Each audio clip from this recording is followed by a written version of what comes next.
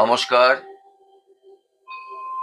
আমি মন্ত্রের যন্ত্র থেকে জ্যোতিষতন্ত্র পি কুমার বলছি রুদ্রাক্ষ সম্বন্ধে। আমি গত অনেক দিন ধরেই আমি এই রুদ্রাক্ষ নিয়ে বলছি। এখন পর্যন্ত আমি 13মুখী রুদ্রাক্ষ আপনাদের কাছে উপস্থাপনা করতে পেরেছি। আজ আমি করব 14মুখী রুদ্রাক্ষ।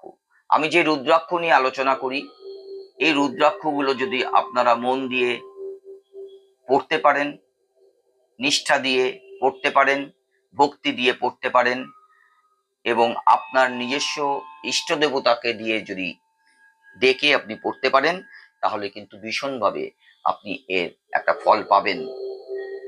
আর দ্বিতীয়ত, এই 14মুখী রুদ্রাক্ষ সম্বন্ধে যেটা আমি বলতে আরম্ভ করছি, সেটা হচ্ছে অত্যন্ত দুর্লভ এবং পরম শক্তিশালী ও অল্প সময় শিবের সান্নিধ্য প্রদান করে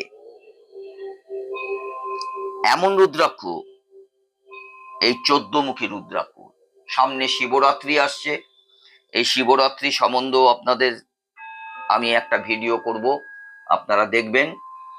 এই রুদ্রাক্ষ তার মধ্যে থাকবে, আপনারা কিন্তু ভীষণভাবে উপকার পাবেন। তাই 14মুখী রুদ্রাক্ষ সম্বন্ধে আমি আপনাদের বলছি। একে সাক্ষাৎ দেবমণি বলা হয়। 14মুখী রুদ্রাক্ষকে দেবমণিও বলা হয়। এর প্রভাবে সাধক সমস্ত সংকট থেকে মুক্ত থাকে। সাধকের অর্থ হচ্ছে যে এই রুদ্রাক্ষ পড়ছেন তাকেই সাধক বলা হয়।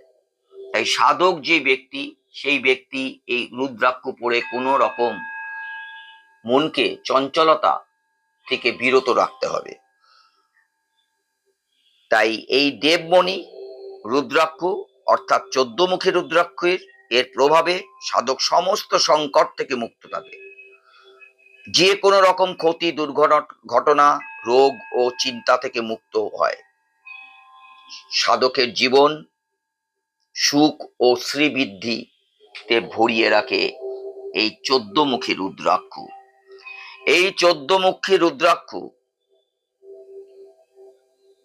পাওয়া যায়, তবে যদি আপনি 14মুখী রুদ্রাক্ষ পেয়ে যান, সেই ক্ষেত্রে এটা যদি মাথায় ধারণ করা যায়, তাহলে কিন্তু সেই সাধক বা মানুষ শিবের শরীর স্বরূপ হয়। তাহলে বুঝতে পারছেন 14মুখী রুদ্রাক্ষর উপকারিতা, কিন্তু অপকারিতাও আছে। যারা এই রুদ্রাক্ষ পড়বেন, আপনাকে কিন্তু সুস্থভাবে তৈরি করতে হবে।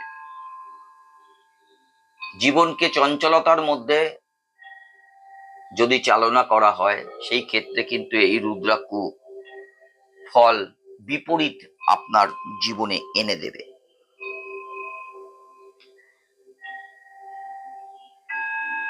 অনেক মুনি বারবার বর্ণনা করেছেন, এটি রুদ্রাক্ষ যদি সাধক ভক্তি ভরে মাথায় ধারণ করে, তবে সে দেবতা গণের দ্বারা পূজিত হয়ে পরম গতি প্রাপ্ত হয়। এই 14মুখী রুদ্রাক্ষ রুদ্রের চোখ থেকে প্রকট হয়েছে এরূপ বলা হয়। এর প্রচুর গুণ আছে। এটি ধারণ করলে অনেক মান সম্মান মেলে। এটি সাক্ষাৎ শিব ভোম ভোলে। এটি ধারণে সব রকম পাপ থেকে মুক্তি পাওয়া যায়। এই 14মুখী রুদ্রাক্ষ বা দেবমণি ধারণ করার সময় যে মন্ত্র উচ্চারণ করবেন, সেই মন্ত্রটা আমি বলে দিচ্ছি। ওং নমঃ শিবায়। আমি আবার বলছি, ওং নমঃ শিবায়। এবার আমি আগামী যেই সাবজেক্ট আপনাদের কাছে আমি আনবো অডিওতে, সে নানান গল্প, পৌরাণিক গল্প থেকে আরম্ভ করে সবকিছু মিলিয়ে মিশিয়ে আমার এই মন্ত্রের যন্ত্র। তাই সাবস্ক্রাইব, শেয়ার এবং লাইক দয়া করে করবেন। নমস্কার।